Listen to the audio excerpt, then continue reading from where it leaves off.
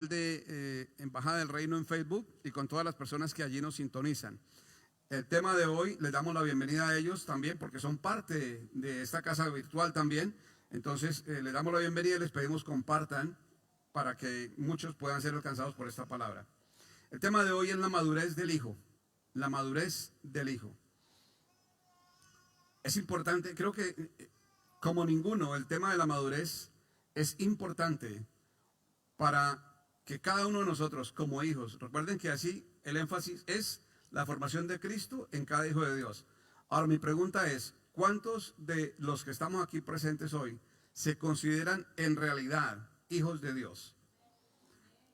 Si es así, levante su mano, pero sobre todo, sé que hay personas que simplemente no levantan la mano para nada, pero cuando usted se considera hijo de Dios y eso entra a formar parte de su esencia, usted sabe, ahora está convencido y persuadido que las cosas no van a ser igual. Simplemente no van a ser igual. Hay un nivel creyente que es un nivel para muchas personas que están afuera. Hay un nivel ateo para muchos otros tantos, pero el nivel hijo es para aquel que verdaderamente ha recibido a Cristo en su corazón como el Señor, que sabe y que entiende que Cristo fue levantado de los muertos, y en ese levantarse de los muertos el precio estuvo pago. Y entonces como tal entramos a una posición, la posición de hijos. Y nos movemos en la fe del hijo, la fe del que supo que se entregaba en la cruz para que los que creyeran en su nombre pudieran entrar a esto que llamamos hoy la posición de hijos, porque así fue que nos hizo hijos. Entonces, este tema de la madurez, si yo le digo a alguien que es maduro, puede que inclusive hasta se ofenda, porque sentirá que le estoy siendo viejo. Se asocia la madurez con la edad, y realmente pues de eso es algo que hay que revisar con lupa, ¿verdad? Es un malentendido, eso de que la persona adulta en años es madura. A veces simplemente encontramos gente muy adulta en años, pero con un grado de madurez muy mínimo. Y otras veces he encontrado personas muy jóvenes con un grado de madurez altísimo. Y entonces no tiene nada que ver con la edad, tiene que ver con un estadio del corazón, con un estadio del pensamiento. Madurez para el mundo tiene que ver con autonomía, para el mundo tiene que ver con evolución y con la capacidad de autorregulación. Eso es madurez para el mundo, ¿ok? En algún punto pueden estar correctos, pero hoy vamos a darle otra vista a lo que es madurez. Entonces permítame definirla de esta manera: estado mental espiritual en el que una persona es capaz de tomar decisiones basado en un prudente razonamiento y bajo la influencia del Espíritu Santo, acomodando lo espiritual a lo espiritual. Y cuando decimos acomodando lo espiritual a lo espiritual, debemos entender también que eso significa que estoy acomodando lo carnal a lo carnal. lo terrenal a lo terrenal. Porque ya he entendido que hay cosas espirituales y hay cosas terrenales, que hay cosas mundanas y hay cosas espirituales. Y es necesario entender, para arribar a ese nivel de madurez, que lo espiritual gobierna lo terrenal, que lo espiritual gobierna lo carnal y lo, grosso modo, humano. Entonces hay una excusa que se plantean los seres humanos siempre como modelo de autojustificación. Hombre, es que yo soy humano. Es que soy, ¿cómo quería que reaccionara? Es que es mi parte humana. Pero cuando hay un hijo maduro, el hijo maduro jamás va a reaccionar de una manera carnal, porque él ha acomodado lo espiritual a lo espiritual. Y aquí entonces me voy a decir, ¿y entonces por qué hijos de Dios reaccionan algunas veces de manera muy carnal? Porque allí está siendo efectuado un trabajo del Espíritu Santo para que aquella persona descubra en qué debe mejorar, cuál es el nivel de reacción que debe tener a partir de ahora. Difícil cuando una persona reacciona con grosería, con insultos, con ofensas, con cosas que no son verdaderamente buenas, y después de aquello no pasa nada. Después de aquello queda como si tal cosa. Y de repente por ahí, para lavarle la cara a la persona que fue motivo de sus insultos o de sus ofensas, va y pide una disculpa. que es nada más que un brochazo de cal en la tumba del difunto, ¿verdad? Entonces, pero cuando hay un verdadero reargüir del Espíritu Santo, un llamado de atención del Espíritu Santo, usted va a sentir una profunda carga, y esa carga es sana, es sana. Esa carga no es una culpa. Recuerde que en la Biblia tenemos dos formas en que a las personas se les manifiesta la culpa. Una es para vida y otra es para muerte. La de vida fue esa en la que fue reargüido Pedro. Después de haber negado a Jesús, se arrepintió verdaderamente, se arrepintió para vida, y luego entonces tenemos a un Pedro supremamente maduro. Si usted ve las cartas de Pedro, se da cuenta que hay una madurez progresiva en la forma de expresarse, en la forma de hablar y en la forma de actuar. Pedro se arrepiente de haber negado a Jesús, y luego vemos a un Pedro que es capaz de sanar a los enfermos simplemente cuando al pasar él, la sombra que proyectaba caía sobre los enfermos y ellos se sanaban. De ese calibre es el poder espiritual en el que andaba Pedro una vez que alcanzó el nivel de madurez correcto. ¿Sí lo nota? La segunda es el arrepentimiento para muerte, y ese arrepentimiento para muerte lo vemos en Judas. Dijo: wow, vendí al Señor y aquí están todas sus monedas, su sucio dinero, y se arrepintió, pero fue buscó un árbol y una soga para colgarse. Entonces, arrepentimiento para muerte y arrepentimiento para vida. El de muerte es el que nos trae el mundo por una falta que hicimos. El arrepentimiento para vida es el que nos trae el Espíritu Santo por un error que cometimos. Escuchamos una poderosa prédica el día domingo en la voz del pastor Larios, que a algunos quizá todavía les sigue retando el concepto: ¿somos pecadores o no somos pecadores? Bueno, eso es en la medida en que vayamos sometiéndonos a los discipulados, iremos entendiendo de qué se trata. Pero parte de eso tiene que ver con la madurez del Hijo. Y vamos a ver que en Lucas 2:52, Lucas 2:52, si me acompaña allí.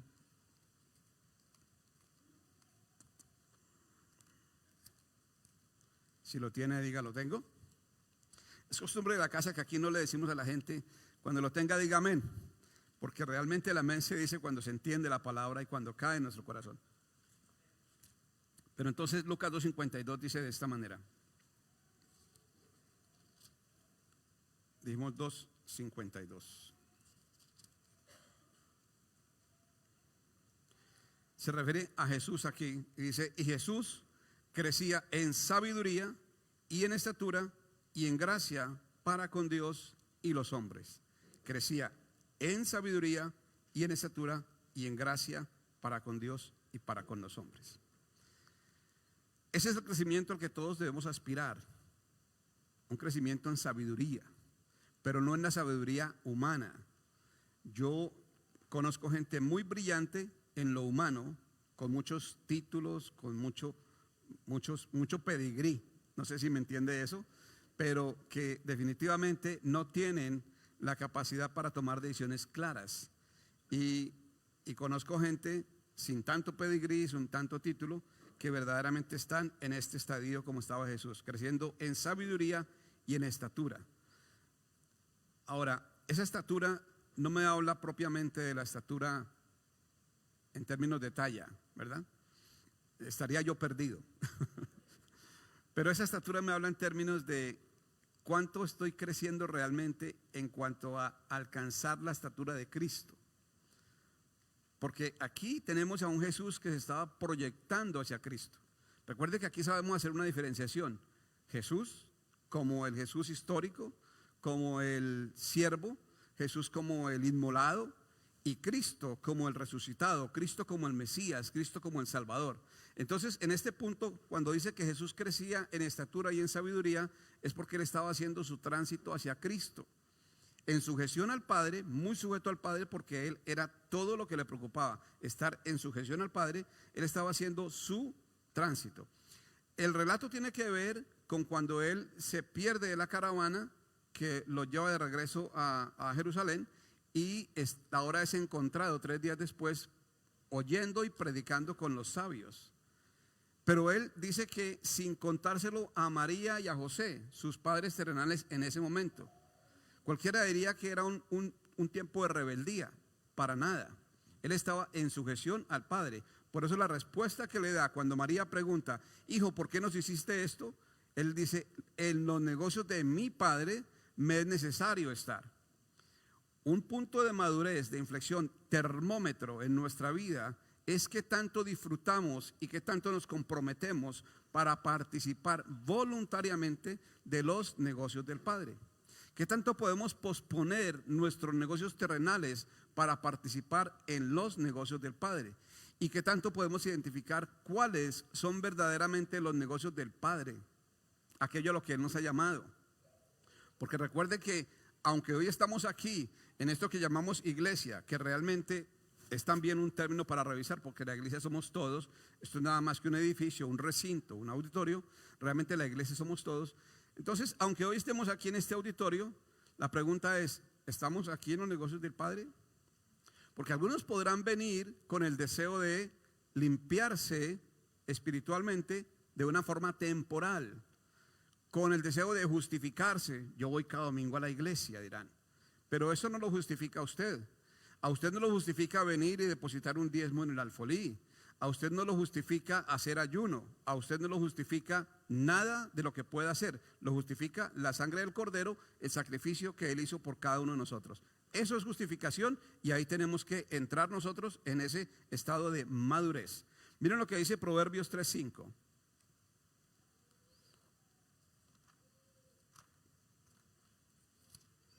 Proverbios 3:5. Fíate de Jehová de todo tu corazón y no te apoyes en tu propia prudencia. Repetimos, fíate de Jehová de todo tu corazón y no te apoyes en tu propia prudencia. La prudencia nuestra en lo humano, hombre, es que yo soy humano, esa prudencia nos lleva de mal en peor, siempre nos llevará de mal en peor. Cuando yo me fío de Jehová, cuando yo me fijo en Jehová, cuando yo veo y pongo mi mirada simplemente en Él, entonces estoy avanzando y voy llegando a un nivel de madurez interesante. Y ese nivel de madurez me va a llevar a alcanzar cosas que ya fueron, entre otras muchas cosas, dadas para mí, pero que por inmadurez todavía no veo manifestadas. Y ese es el grave problema de la cristiandad de hoy día. Estamos simplemente confiando en nosotros. Déjenme lo explico de esta manera. Nosotros decimos todos andar en la voluntad de Dios, pero realmente nuestro entendimiento lo único que muestra es que estoy esperando que Dios haga mi voluntad. No sé qué pasa que Dios no obra en mi vida, porque tú te has puesto a dialogar con Dios, sea arrodillado, acostado, parado de pie, sea en la carretera, sea lo que sea, tienes el diálogo con Dios. ¿Y cuál es el diálogo que nosotros solemos tener con Dios en eso que llamamos oración? Señor, le vamos ordenando a Dios, ¿verdad? Le vamos ordenando. Padre, que pase esto, Padre, que pase aquello, Padre, que mi esposa haga esto, Padre, que tal cosa, Padre, que tal otra. Entonces, no hay tal cosa como que me estoy entregando a su voluntad. Lo que realmente está pasando es que espero que Él haga mi voluntad. Y así no funciona. Esa no es la ecuación. Tan así que mucha gente dice, yo creo en Dios a mi manera. Creo en Dios a mi manera. Entonces, cuando Dios en su escritura te dice, no deje de congregarse como algunos tienen por costumbre, no, es que esa no es mi manera. Cuando Dios en su escritura dice y te muestra a ti que el perdón te lleva a ser perdonado también y a disfrutar del perdón que ya fue otorgado, pero tú dices, es que a aquel no lo puedo perdonar porque es que no saben lo que me hizo. Estás creyendo en Dios a tu manera y eso lo único que demuestra es que estás haciéndole pataleta a Dios. ¿Alguien tiene niños chiquitos? ¿Menores de edad? ¿En etapa bien temprana? ¿Alguien ha enfrentado a un niño que hace pataleta? Terrible, ¿no? ¿Y por qué hace pataleta? Porque él se quiere salir con la suya. Él se quiere salir con la suya.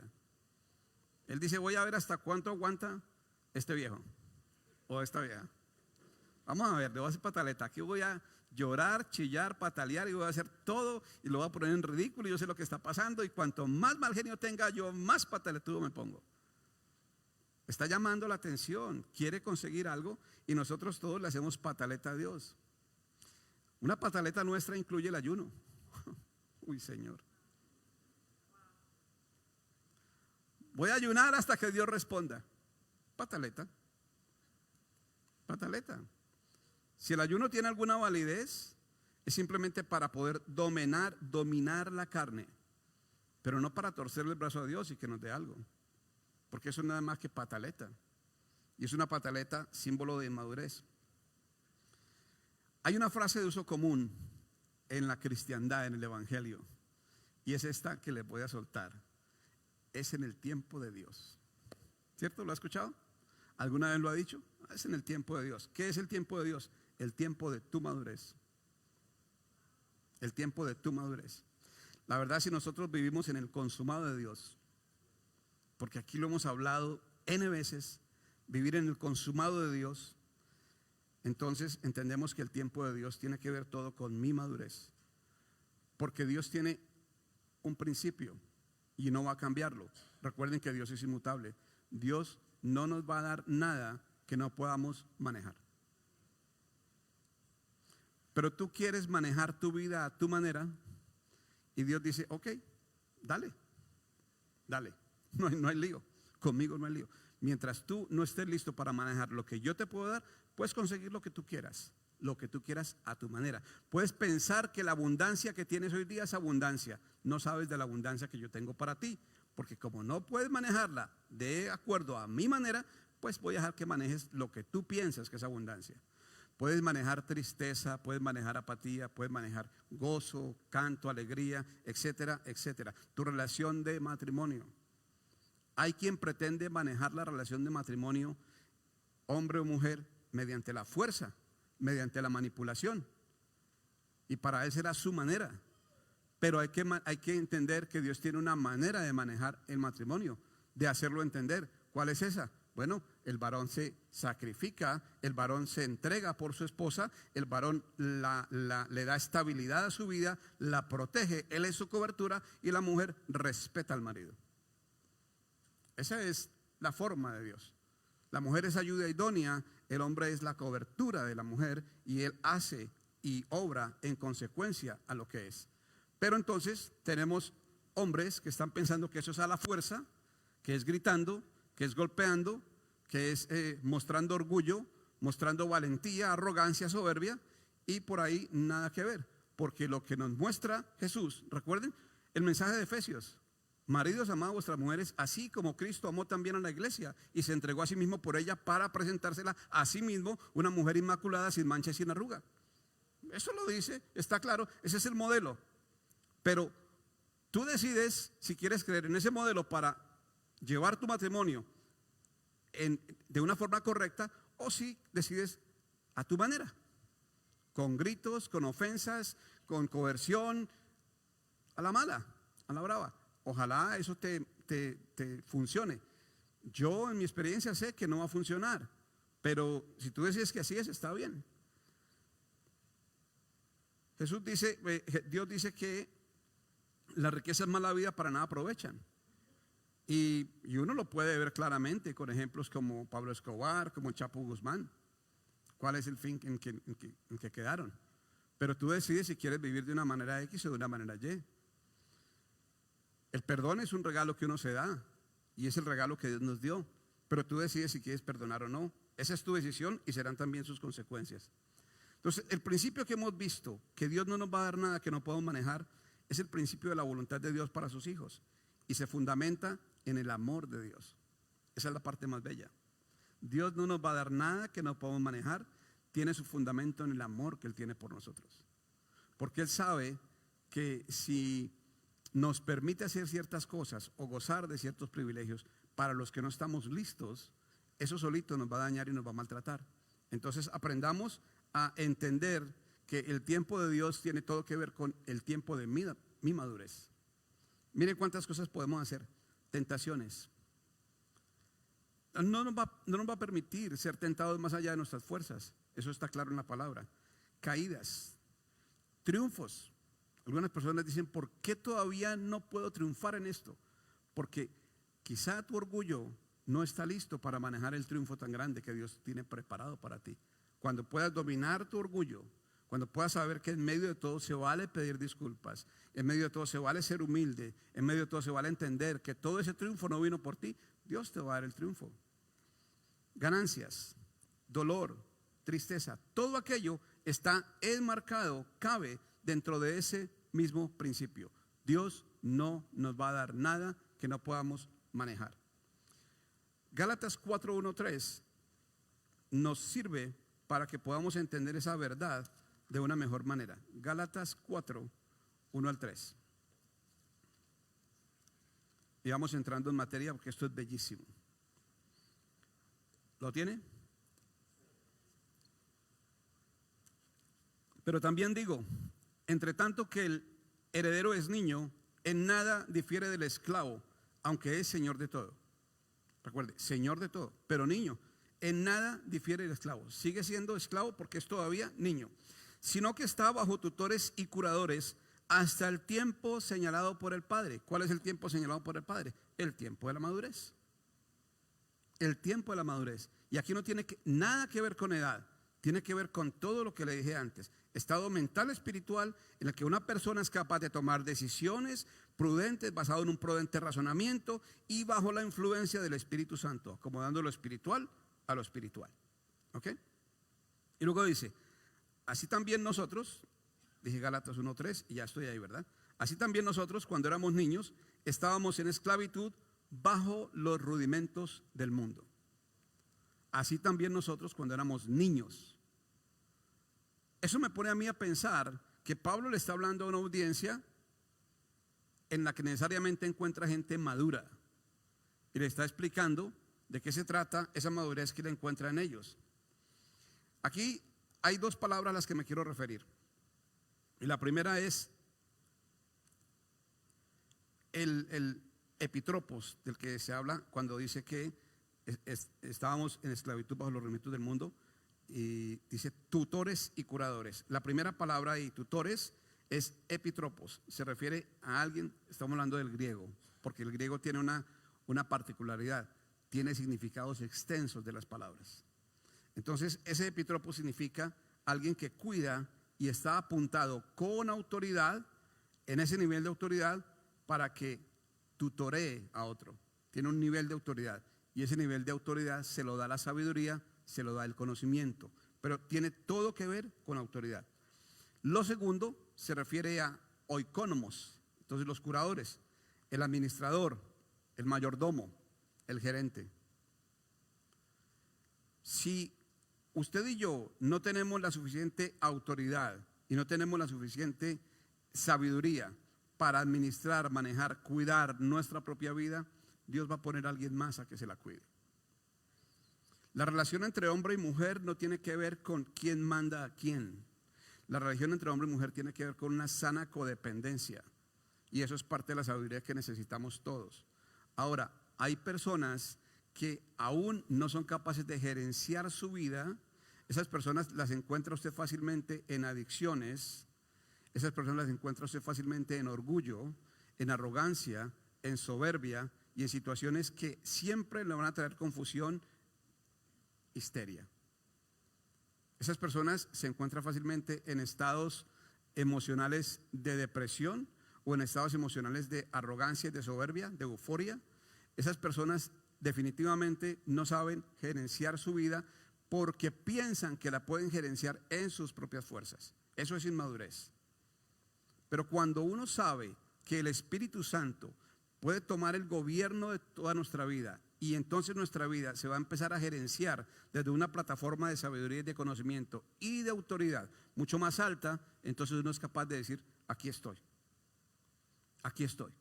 hágase conmigo según tu voluntad. Que eso fue lo que dijo después de todo Jesús, ¿verdad? O sea, no se haga mi voluntad, Padre, si es posible, aparta de mí esta copa, pero no se haga mi voluntad sino la tuya. Todo el quid de este mensaje, amada familia, es que podamos entender que tenemos una gran victoria en Cristo Jesús, que tenemos todos los tesoros de este mundo en Cristo Jesús, que tenemos toda la sabiduría en Cristo Jesús, que en Cristo Jesús están escondidos los innumerables beneficios y riquezas del reino, pero que nosotros, de una manera inmadura, seguimos procurando y yéndonos detrás de las migajas del mundo pensando que estamos correctos. Eso es inmadurez y eso es simplemente, el resultado va a ser una vida en mediocridad. Versículo 3 nos dice cuando estábamos en esclavitud bajo los rudimentos del mundo. Y ahí quiero abrir de nuevo un pequeño paréntesis y vamos a Colosenses 2:8. Colosenses 2:8, para que podamos entender un poco mejor esta palabra, el versículo 3 de Gálatas 1. Y dice Colosenses 2:8: mirad que nadie os engañe por medio de filosofías y huecas sutilezas, según las tradiciones de los hombres, conforme a los rudimentos del mundo y no según Cristo. Si ven que esos rudimentos del mundo son los que al final de la hora están ahí para engañarnos, para hacernos errar en el camino. ¿Y cuáles son los rudimentos del mundo? Los rudimentos del mundo es: no haga, no toque, no vaya, no venga, no esto, no lo otro, no lo otro. Porque realmente la sabiduría de Dios se basa en haz. Y usted la encuentra en el Sermón del Monte, expresada por Jesús, cuando dijo que nosotros deberíamos vivir bajo la regla de oro. ¿Cuál es la regla de oro? Haz a otros así como quieres que otros hagan contigo. Cuando el mundo dice no hagas, Jesús dice haz. Pero Él nos presenta un modelo. Voy a hacer de acuerdo a lo que quiero que conmigo pase. Porque querámoslo o no entender, nosotros vivimos todos bajo un modelo de siembra y cosecha. Y eso también es madurez. ¿Qué estoy sembrando? Eso es lo que voy a cosechar. ¿No te gusta tu cosecha, tu momento actual? Mira qué es lo que has venido sembrando antes. Y debo recordar aquí que los pensamientos son siembra y nuestras circunstancias son cosecha. Si no estás contento con lo que estás viviendo hoy como tu cosecha, es tiempo de que empieces a cambiar tus pensamientos, porque tus pensamientos van a traer sí o sí una cosecha a tu vida. Ahora, el mismo libro de Gálatas, pero ahora en el capítulo 4, versículos 4 al 7, nos dice, esto es la escritura, Gálatas 4, 4 al 7. Pero cuando vino el cumplimiento del tiempo, escúcheme, cuando vino el cumplimiento del tiempo, Dios envió a su Hijo, nacido de mujer y nacido bajo la ley, para que redimiese a los que estaban bajo la ley, a fin de que recibiésemos la adopción de hijos. ¿Sí nota? Esto tiene que ver todo con lo que somos, hijos. Y por cuanto sois hijos, Dios envió a vuestros corazones el espíritu de su Hijo. Es bellísimo, porque es que eso es el termómetro de si somos hijos o no. ¿Tenemos el espíritu de su Hijo? Bueno, ¿cómo clama el espíritu de su Hijo? ¿Cómo habla el espíritu de su Hijo? El espíritu de Cristo, del Hijo de Jesucristo, habla de esta manera: Padre, no se haga mi voluntad sino la tuya. Yo no hablo lo que yo quiero hablar, yo hablo lo que oigo al Padre decir. Yo no hago lo que yo quiero hacer, yo hago lo que veo al Padre hacer. Así habla el espíritu del Hijo. Esa es la madurez del Hijo. Y entonces él clama Abba Padre. Y cuando clama Abba Padre, ¿qué le está diciendo la Escritura? Que él ha desarrollado un alto sentido de absoluta dependencia del Padre. Dependencia. Él depende del Padre.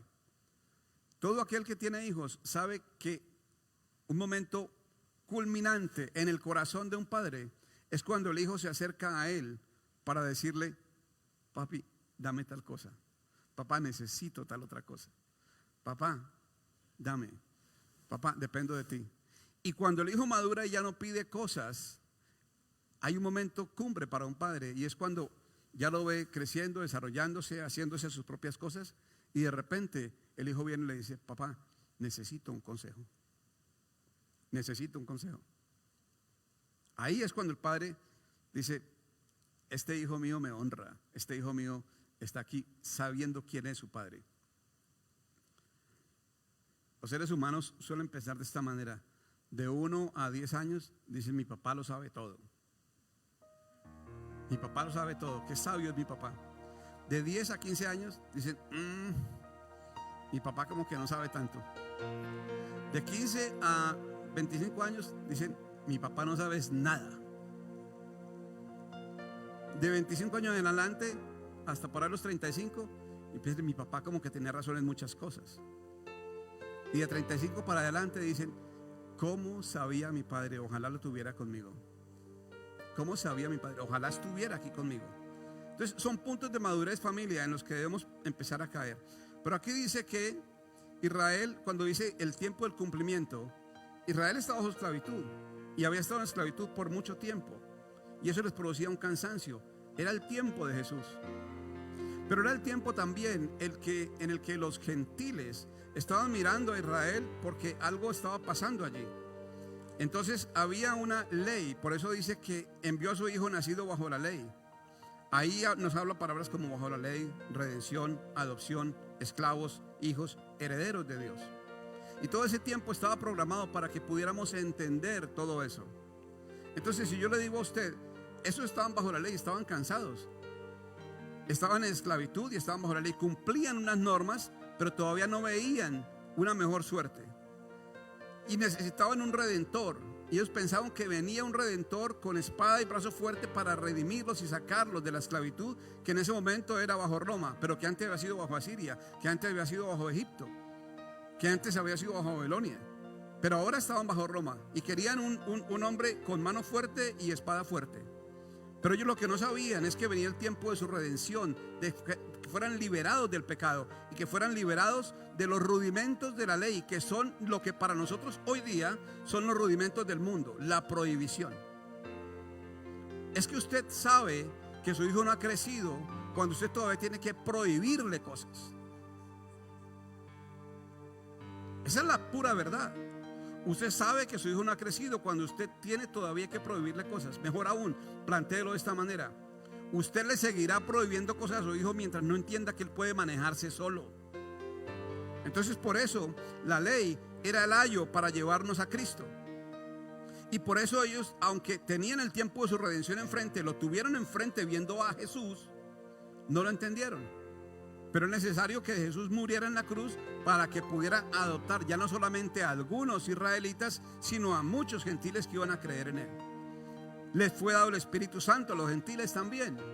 Y ese fue el gran dilema entre Pedro y Pablo, que Pedro por un tiempo se movió fuera de el entender que esto también era para los gentiles. Entonces había un tiempo de esclavitud espiritual, y que estaba planteado aquí era el tiempo en el que había necesidad de una libertad espiritual, en el que alguien podía entender que gracias a la muerte de Jesús había ahora sido adoptado como hijo, y que podía entrar en ese nivel de pensamiento, en ese nivel de conocimiento, de sujeción del Espíritu Santo, para que tuviera tanta autoridad y él pudiera manejarse solo. Era el tiempo de la madurez, pero Israel hoy día todavía no lo entiende. Y sin embargo, para nosotros, los gentiles, que hemos entrado gracias a que ellos ya no lo entendieron y que todavía no lo entienden, nosotros sí entendimos, pero todavía nos movemos como si no. Ese es un ya y todavía no. Y luego dice que hemos pasado a ser herederos de Dios. Hebreos 5:12, y vamos a avanzar pronto. Hebreos 5:12 nos sigue llevando por el mismo nivel de entendimiento. Hebreos 5:12. Porque debiendo ser ya maestros, después de tanto tiempo, tenéis necesidad de que se os vuelva a enseñar cuáles son los primeros rudimentos de las palabras de Dios, y habéis llegado a ser tales que tenéis necesidad de leche y no de alimento sólido. Y el alimento sólido es que se le da a un hijo maduro y se le dice: mira, hijo, si haces esto vas a recibir aquello, y si haces esto vas a recibir lo otro. Habrá unas consecuencias para tu comportamiento y habrá unos premios y regalos para tu comportamiento X. Y el hijo lo entiende y se mueve sobre ese punto. Pero muchos de nosotros, debiendo ser ya maduros, ya maestros, tenemos necesidad de que se nos den los rudimentos del mundo. No haga, no haga, no haga. Hay gente que llega a las congregaciones para ver si tiene un buen pastor. Un pastor que esté llamándole 24 horas. ¿Qué hiciste ayer? Un pastor que cuando él no viene a la congregación, el pastor al otro día lo está llamando y diciéndole: ¿qué pasó? Que no lo vi. Un pastor que está revisando constantemente el diezmo, le dice: no veo tu diezmo ahí. Un pastor que esté detrás suyo y que tan pronto como usted comete un error, el pastor lo mete en disciplina. ¿Eso es un buen pastor? ¿O eso es alguien que está puesto ahí para que sea su tutor o su curador por su falta de madurez? El Evangelio del Reino no tiene pastores que son tutores ni curadores. Yo no estoy para cuidar tu bolsillo ni para cuidar tu economía. Yo estoy aquí para enseñarte la verdad que viene escrita en la palabra. Yo no estoy aquí para hacer, gloria a Dios.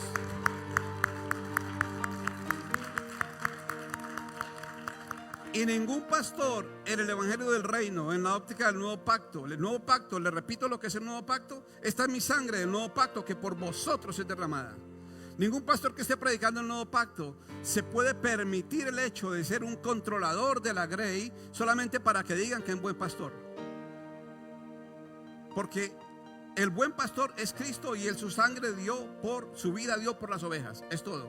Pero una vez que dio su vida por las ovejas cambiaron, mutaron. Ya no son ovejas, son leones. Ya no son ovejas, son águilas. Ahora se manejan solos, tienen madurez y tienen la madurez del Hijo.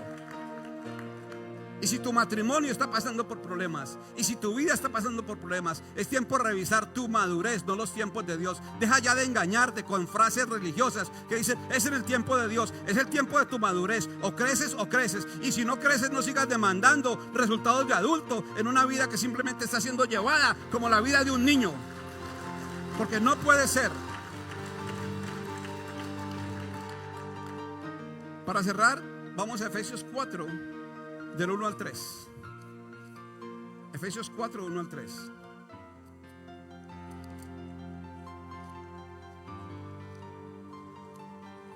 Descubrir el Evangelio del Reino, descubrir la posición que tenemos como hijos, nos lleva a un nivel de conciencia tal que nuestro camino empieza a ser despejado de tal manera que empezamos realmente a notar de qué se trata esto de estar en Cristo. Dejemos de creer en la mentira de vivir una vida cristiana.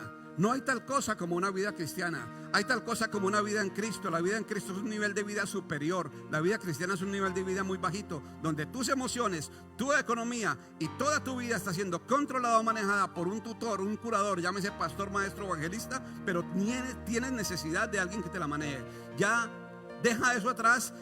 Deja de moverte por los rudimentos del mundo. Deja de moverte por los rudimentos de la religión y crece, madura, porque es el tiempo tuyo. Efesios 4, 1, 3.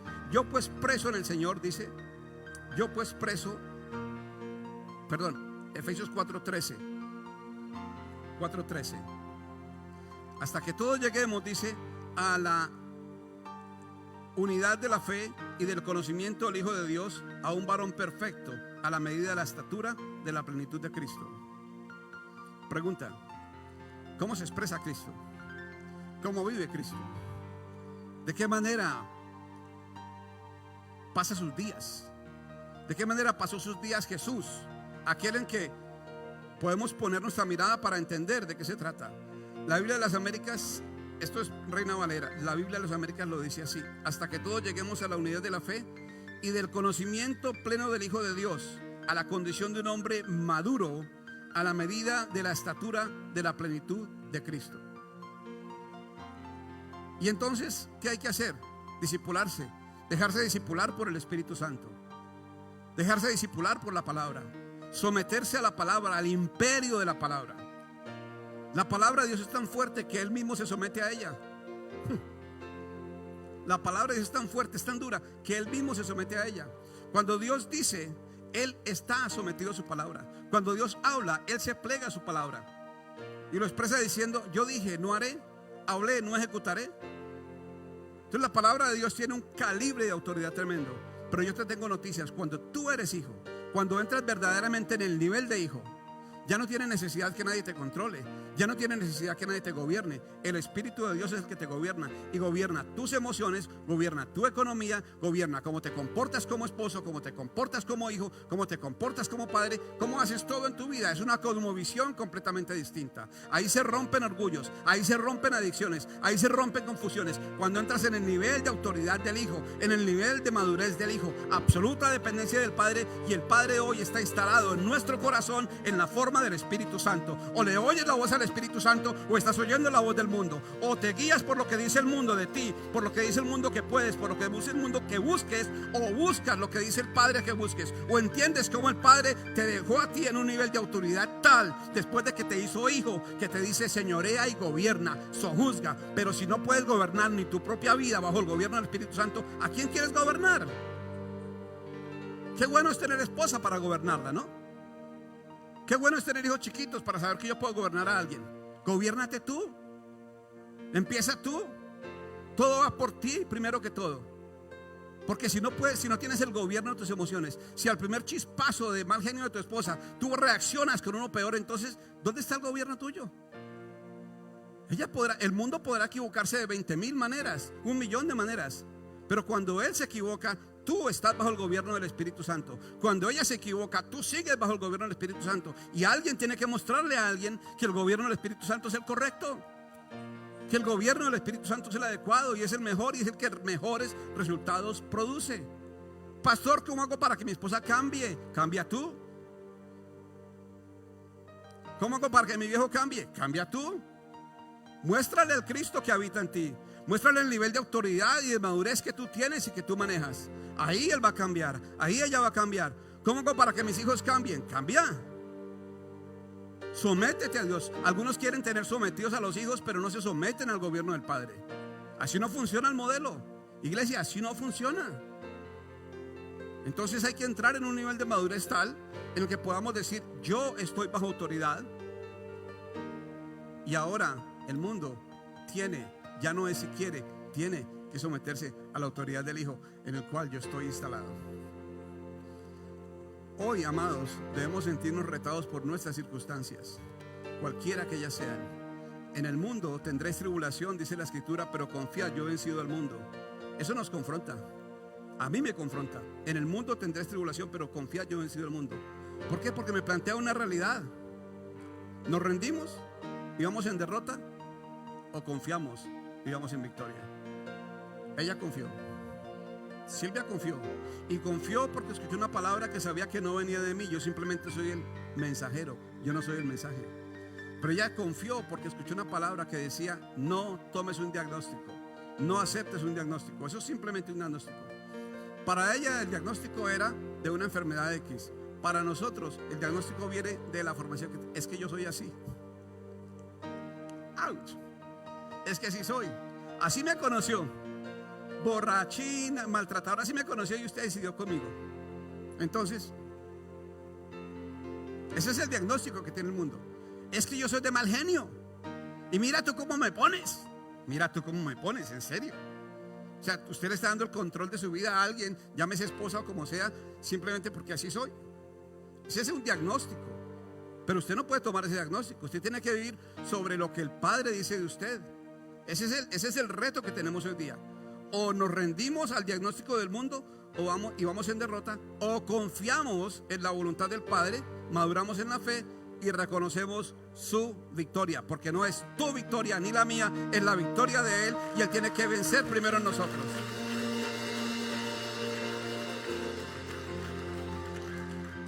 Amados, este es un llamado a la madurez. Este es un llamado a la victoria, a reconocer la victoria que hay para nosotros. No te quedes ya sentado. No te quedes conforme con lo que el mundo dice de ti. No te quedes conforme yendo por lo que tú crees o lo que tú piensas. Empieza a regirte por la palabra del Señor, por su voluntad, por sus diseños, por su modelo, porque eso es lo que al final de la hora va a traer victoria. Deja ya de mirar a los demás y deja ya de reaccionar en base a lo que los demás hacen o dejan de hacer. Lo tuyo es ir por lo tuyo, ir por lo que está escondido en la madurez del Hijo y manifestar todos los días, en cada situación y en cada cosa, la madurez del Hijo.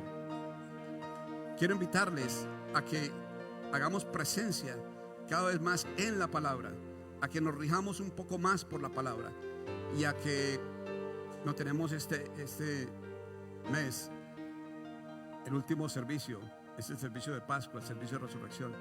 ¿Qué tal si a partir de hoy decidimos que ya no vamos a ser creyentes, que vamos a ser hijos?